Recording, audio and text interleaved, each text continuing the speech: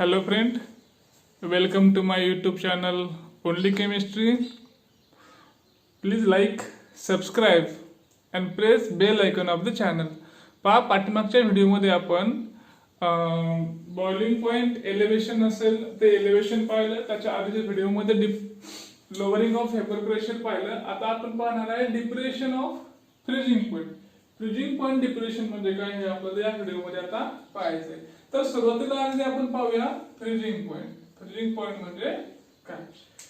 Fridge याचा अर्थ काय? ते जे काही लिक्विड मध्ये असेल ते कशामध्ये जातं? सॉलिड मध्ये जातं. त्याला आपण म्हणतो फ्रीजिंग होणं, बरोबर. मग अशी एक कंडिशन येते की ज्या कंडिशनला काय होतं, सॉलिड आणि लिक्विड हे काय असतात, दोघं इक्विलिब्रियमला असतात. म्हणजे सॉलिडचा जो काही व्हेपर प्रेशर असतो तो कसा असतो, लिक्विडचा व्हेपर प्रेशर असतो. ते दोन्ही एका व्हेपर प्रेशर मध्ये येतात. त्याला आपण म्हणतो फ्रीजिंग पॉइंट. मग ते जे काही टेम्परेचर असेल त्याला म्हणू आपण फ्रीजिंग पॉइंट. मग कसं म्हणूया, temperature at which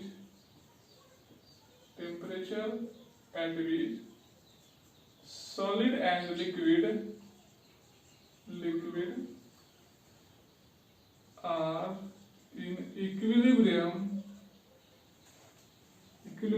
and having same vapor pressure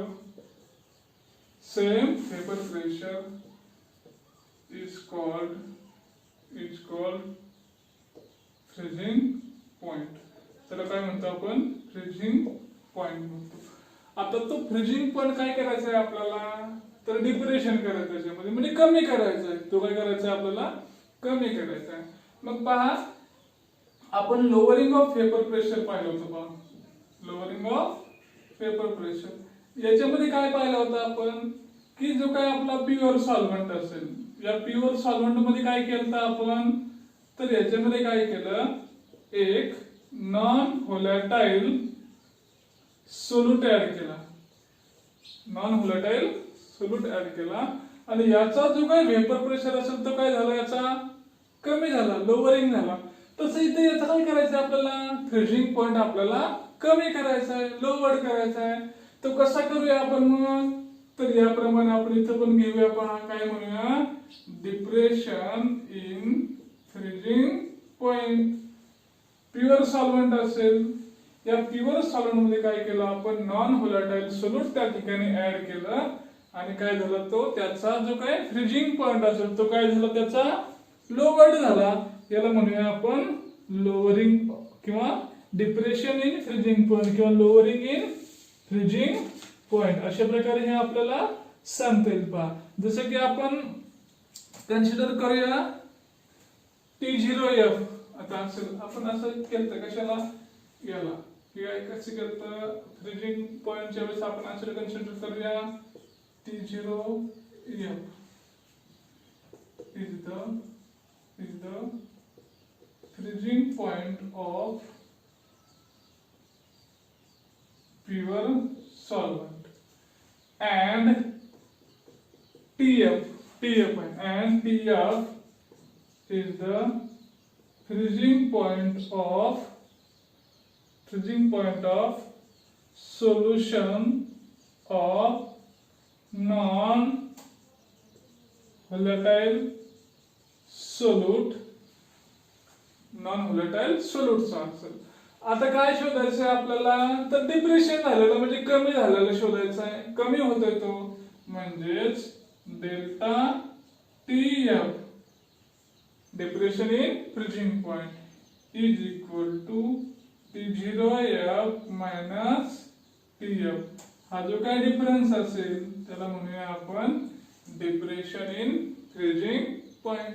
मग कशी वर डेफिनेशन त्याची, the difference between freezing point of a pure solvent and freezing point of solution of a non volatile solute is called depression in freezing point. त्याला काय म्हणूया आपण, depression in freezing point. अशा प्रकारे हे आपल्याला डेल्टा TF या ठिकाणी आपल्याला फाइंड आउट करता येईल. जो काय असेल आपला डिप्रेशन इन फ्रीजिंग पॉइंट. या ठिकाणी आपल्याला हे फाइंड आउट करता येईल. चला पुढे जाऊया. चला नेक्स्ट पॉइंट आहे आपलं पहा आता, freezing point depression as a consequence of vapour pressure lowering. जसं की आपण बॉइलिंग पॉइंट एलिव्हेशनच्या वेळेस पाहिलं होतं पहा, boiling point elevation as a consequence of vapour pressure. तसं आता आपल्याला कशाचं पाहायचं आहे हे, तर फ्रीजिंग पॉइंट डिप्रेशनचं कॉन्सिक्वेन्स पाहायचं पहा आपल्याला. तर पहा यामध्ये आपल्याला एक ग्राफ दिलेला आहे, त्या ग्राफनुसार आपल्याला काय करायचं हे स्टडी करायचं आहे. पहा काय केलेलं आहे आपण याच्यामध्ये, तर जे काही आपला प्युअर सॉल्व्हंट असेल तर प्युअर सॉल्व्हंट मध्ये काय केलं आपण, तर प्युअर सॉल्व्हंट मध्ये काय केलेलं आहे आपण, नॉन व्होलाटाइल सोल्यूट ऍड केलं. आणि नॉन व्होलाटाइल सोल्यूट ऍड केलं, ते सोल्यूट ऍड केल्यानंतर काय झालं, याचा फ्रीजिंग पॉइंट काय झालेला आहे, तो लोअर झालेला आपल्याला पाहायला मिळालेला आहे. मग याचा काय रिझल्ट झाला, there is a depression of freezing point. Freezing point depression आपल्याला त्या ठिकाणी पाहायला मिळालेला आहे. पहा ग्राफ मध्ये आपल्याला वेगवेगळे कर्व दिलेले आहेत, पहा लाईन दाखवल्यात वेगवेगळ्या, तर त्या आपल्याला पाहायच्यात. पहा the graph consist of 3 curve. AB is the vapour pressure curve of solid solvent. AB चा जो कर्व असेल आपला, हा कर्व A पासून B पर्यंत कशाचा कर्व आहे, सॉलिड सॉल्व्हंटचा कर्व आहे.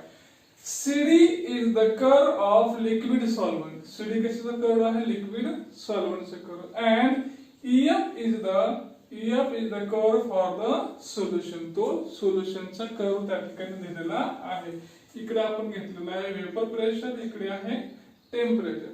आता पहा हा जो काही आपला सॉलिड सॉल्व्हंट असेल आणि हा लिक्विड सॉल्व्हंट असेल, या बी पॉइंटला याचा वेपर प्रेशर आणि याचा वेपर प्रेशर काय आहे, सेम आहे. कधी, पॉइंट बी पुरता फक्त पॉइंट बी ला याचा वेपर प्रेशर काय झाला, सेम झाला. ज्या कंडिशनला लिक्विड सॉल्व्हंट आणि सॉलिड सॉल्व्हंटचा वेपर प्रेशर सेम असेल त्याला काय म्हणतो आपण, त्याचा फ्रीजिंग पॉइंट. आता काय केलं याच्यामध्ये आपण, तर नॉन व्होलाटाइल सोल्यूट त्या ठिकाणी ऍड केलं. मग नॉन व्होलाटाइल सोल्यूट ऍड केलं तर याचा जो काही वेपर प्रेशर असेल तो काय होतो, आता या ठिकाणी आपल्याला कमी झालेला पाहायला मिळाला. कुठे आला आपण, ई पॉइंटला जर आलो तर ई पॉइंटला काय होतंय, सोल्युशन आणि सॉलिड सॉल्व्हंट याचा वेपर प्रेशर आहे तो काय झाला, ई पॉइंटला आलो. इथे काय झाला, हा त्याला मिळाला सोल्युशनचा, तो किती आहे, TF. म्हणजे या ठिकाणी वेपर प्रेशर पण काय झाला, त्याचा कमी झालाय, वेपर प्रेशर सुद्धा कमी झालेला आहे.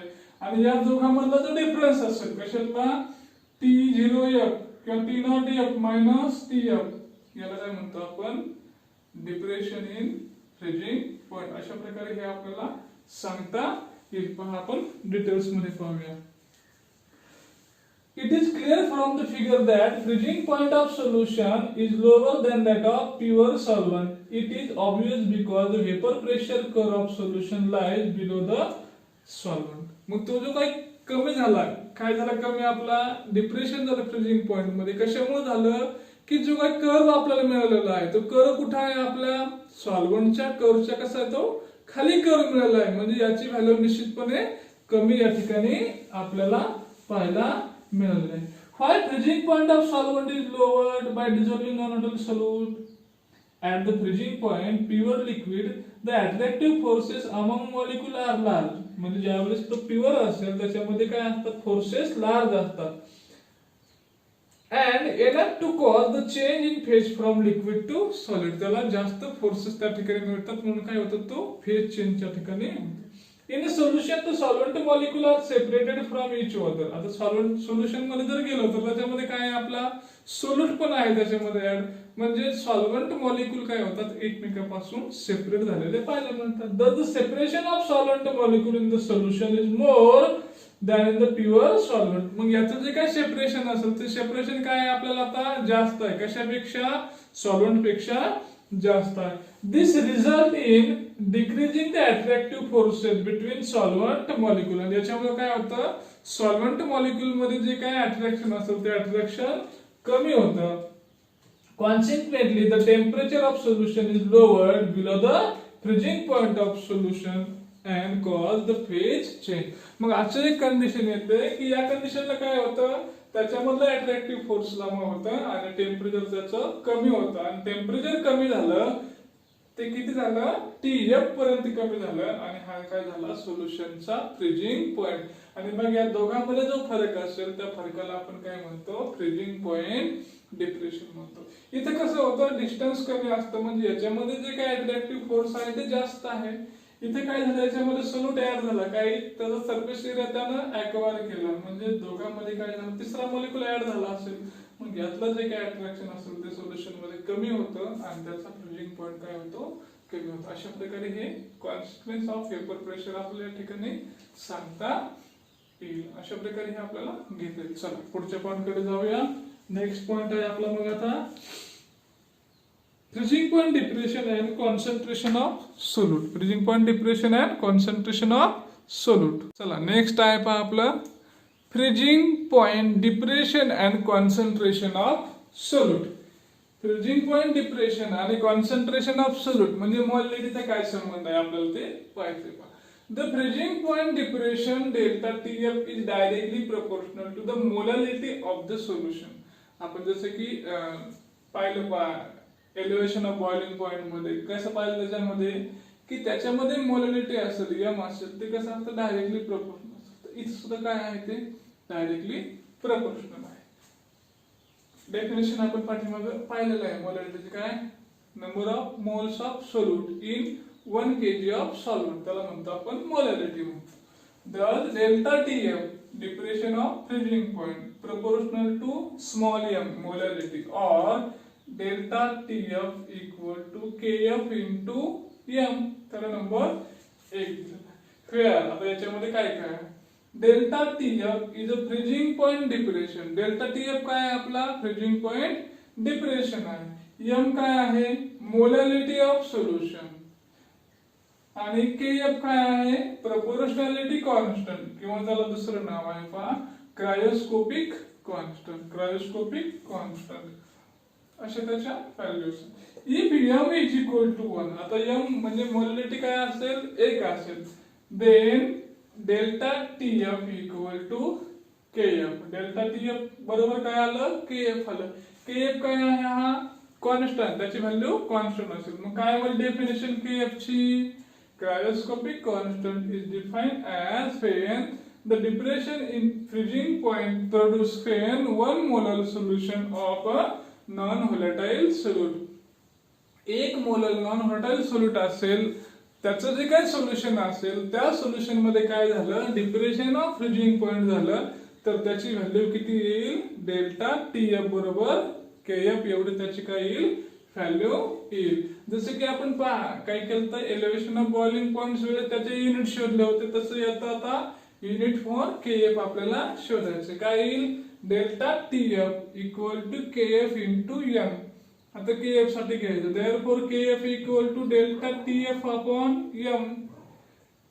टेम्परेचर आहे ते एकतर कशात घेऊ आपण डिग्री सेल्सिअस मध्ये किंवा केल्विन मध्ये. m ची व्हॅल्यू काय आहे मोल पर किलोग्राम आहे, मोल पर किलोग्राम इक्वल टू डिग्री मध्ये असेल तर डिग्री सेल्सिअस किलोग्राम पर मोल आणि केल्विन मध्ये असेल तर केल्विन किलोग्राम पर मोल. अशा प्रकारे याच्या ह्या व्हॅल्यूज आपल्याला काढता येतील. प्रॉब्लेम साठी हे आपल्याला इक्वेशन्स महत्वाचे आहे. अशा प्रकारे आपण त्याचे युनिट काय करू शकतो फाइंड आउट करू शकतो आणि जेणेकरून आपल्याला त्याचा प्रॉब्लेम्स असतील ते प्रॉब्लेम्स आपल्याला सॉल्व्ह करता येतील. चला पुढचा एक रिलेशन आहे ते आपण घेणार आहे. पहा पुढे काय आहे, चला पुढच्या पॉइंट कडे पहा. नेक्स्ट पॉइंट आहे आपला molar mass of solute from freezing point depression. Freezing point depression वरून आपल्याला काय शोधायचं आहे तर मोलार मास कसं शोधायचं सोल्यूटचं शोधायचं जे की आपण काय केलं त्याच्यामध्ये ऍड केलेलं आहे. We know the equation for freezing point depression. आता आपण ते इक्वेशन पाहिले. काय इक्वेशन म्हणलं आपलं फ्रीजिंग पॉइंट डिप्रेशनचं delta TF equal to KF into m. हा KF असेल तर कॉन्स्टंट आहे, m त्याची मोलॅलिटी आहे. The molality m of a solution is given at. मोलॅलिटीचं काय व्हॅल्यू आहे ती कशी घेतो आपण, m is equal to 1000 W2 divided by W1 into M2. आपण इकडे ते इक्वेशन पाहूया कसं आलं तर आपण बॉइलिंग पॉइंटच्या वेळेस पाहिलं होतं पहा. Molality equal to moles of a solute divided by mass of a solvent in kilogram. पहा किती मोल्स असतील त्याचे, तर पहा काय घेतलेलं आपण, किती घेतलेलं ते वेट W2 ग्रॅम बरोबर. मग या W2 चं जे काही मोलार मास असेल ते काय आहे, M2 असणार आहे. W2 अपॉन M2 काय मिळते, त्याचे मोल्स मिळतील आपल्याला बरोबर. आणि मास ऑफ सॉल्व्हेंट किती घेतलं आपण, ते W1 आणि किती आहे ते 1 किलो मध्ये आहे, ठीक आहे ना, 1000 किलोग्राम मध्ये आपल्याला ते मिळणार आहे. पहा M is equal to 1000 W2 divided by W1 M2 मोल पर केजी आपल्याला काय करेल ते या ठिकाणी मिळणार आहे. पहा मग आता काय होईल आपलं, या ठिकाणी ती जी व्हॅल्यू असेल ती इथे घेऊया आपण. फ्रॉम 1 and 2 हे 1 आणि 2 आहे. काय मिळेल आपल्याला, delta TF equal to KF 1000 W2 upon W1 into M2. आणि मग हीच इक्वेशन इथे येईल, हे इकडे झालं आणि हे इकडे आलं. M2 equal to 1000 KF W2 divided by delta TF into W1.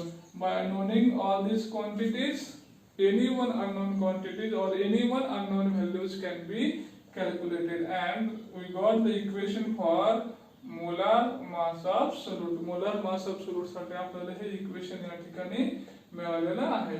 याच्यावरती आपल्याला न्यूमेरिकल्स या ठिकाणी विचारलेले असतात, ते न्यूमेरिकल सॉल्व्ह करण्यासाठी आपल्याला हे इक्वेशन त्या ठिकाणी उपयोगी येणार आहे. तर याच्यावरती एक न्यूमेरिकल्स आहे पहा, पुस्तकामध्येच आहे.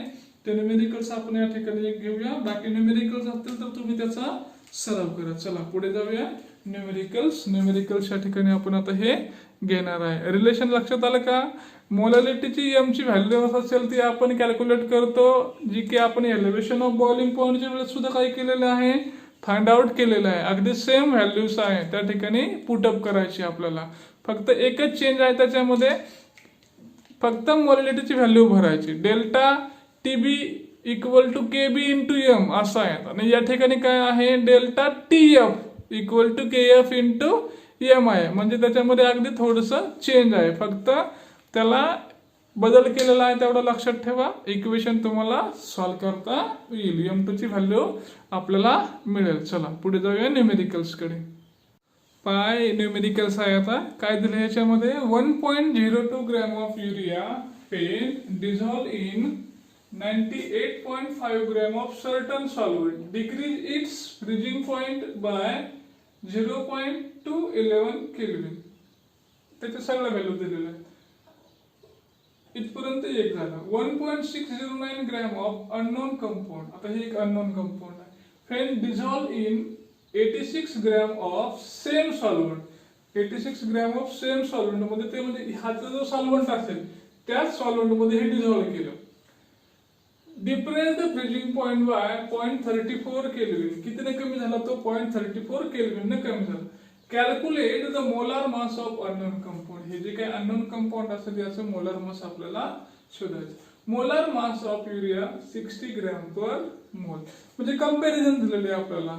इथून एक आहे ज्याचे सगळ्या व्हॅल्यू दिलेले आहेत आणि तिथून पुढचं आहे, म्हणजे दोन कंपेअर करावे लागतील आपल्याला. A बरोबर B घ्यावं लागेल आणि आपल्याला मग त्याच्या व्हॅल्यू आपल्याला शोधता येईल. आपण व्हॅल्यू काढलेली आहे पहा. W2 सुरुवातीला दिलाय किती आहे, 1.02 ग्रॅम. W1 किती दिलाय तो, 98.5 ग्रॅम. डेल्टा TF किती ना तो आहे, त्याची value freezing point depression 0.211 kelvin. M2 किती आहे, मोलार मास 60 ग्रॅम आहे. अशा प्रकारे त्याच्या व्हॅल्यू दिल्या.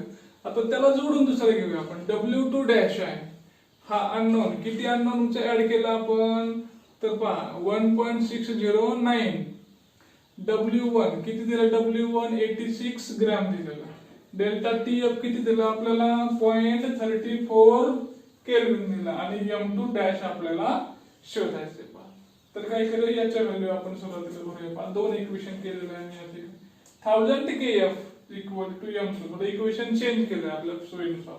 m2 into delta TF into w1 upon w2 खालच्या बाजू वर घेतल्या आणि kf ची बाजू व्हॅल्यू आपल्याला शोधतोय आपण 1000 kf equal to m2 into delta TF into w1 divided by w2 असं आपल्याला मिळालं.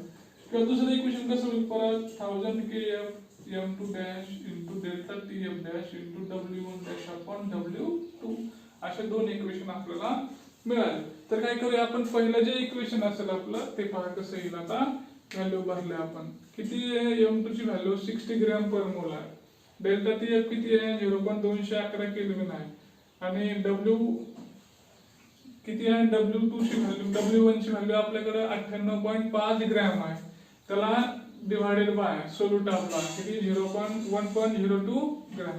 हे सगळं जर व्हॅल्यू शोधल्या लॉग टेबल मध्ये टाकल्या कॅल्क्युलेशन केलं तर आपल्याला किती मिळतं हे 1222.55 ग्रॅम केल्विन पर मोल. ग्रॅम केल्विन पर मोल व्हॅल्यू आपल्याला मिळेल.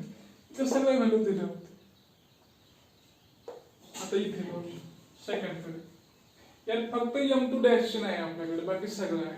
m2 डॅश तसाच ठेवला equal to m2 dash into 0.34 into 86 upon 1.609 grams असेल. मग m2 डॅश इक्वल टू हे जे काय हे करून घेतलं कॅल्क्युलेशन 29.24 आलं त्याला डिवाइडेड बाय 1.609 ग्रॅम्स आलं.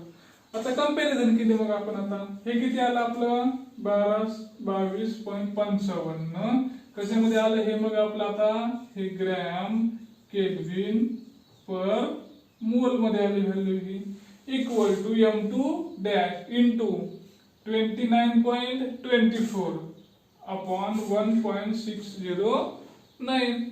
आता काय केलं m2 शोधायचं आपल्याला म्हणजे m2 dash is equal to ही व्हॅल्यू डिवाइडेड बाय याचं जे काही असेल डिवायडेशन ते करून घेतलं ते किती आलं 18.175 आलं. मग याची व्हॅल्यू किती आली 22.55 त्याला भागिले करायचे किती 18.175 लॉग टेबल ने केलं तर हे नियरावर किती येतं 67.3 ग्रॅम. आता याचं युनिट पाहूया आपण काय होईल. याचं युनिट काय येईल तर याला सुद्धा कोणतं युनिट आहे केल्विनचं युनिट आहे का नाही. केल्विनचं काय होईल ड्रॉप होईल आणि काय राहील ग्रॅम पर मोल. ग्रॅम पर मोल. मग याचं जे काय मास असेल ते किती असेल 67.3 ग्रॅम पर मोल. अशा प्रकारे हे जे काय अननोन असेल आपल्याकडे ह्या अननोनचं किती आलं 67.3 ग्रॅम पर मोल या ठिकाणी आपल्याला त्याचं मास या ठिकाणी अननोन कंपाऊंडचा. कंपॅरिझन करा सिंगल असेल तर त्याचे व्हॅल्यू त्या ठिकाणी पुटअप करा तुम्हाला ते शोधता येईल. अशा प्रकारे हे न्यूमेरिकल्स असतील त्याच्यामध्ये थोडेफार चेंजेस असतील तर ते आपल्याला सॉल्व्ह करता आले पाहिजे. आपण का पहा डिप्रेशन ऑफ फ्रीजिंग पॉइंट पाहिलं त्याच्यानंतर त्याचं जे कॉन्सिक्वेन्स ते पाहिलं नंतर मोलार मास ऑफ सोल्यूट पाहिलं त्याचं जे काही रिलेशन असेल ते रिलेशन पाहिलं याच्यावरचे न्यूमेरिकल्स आपण पाहिलेलं आहे. आता नेक्स्ट आपण घेणार आहे पुढच्या व्हिडिओमध्ये. Okay thank you.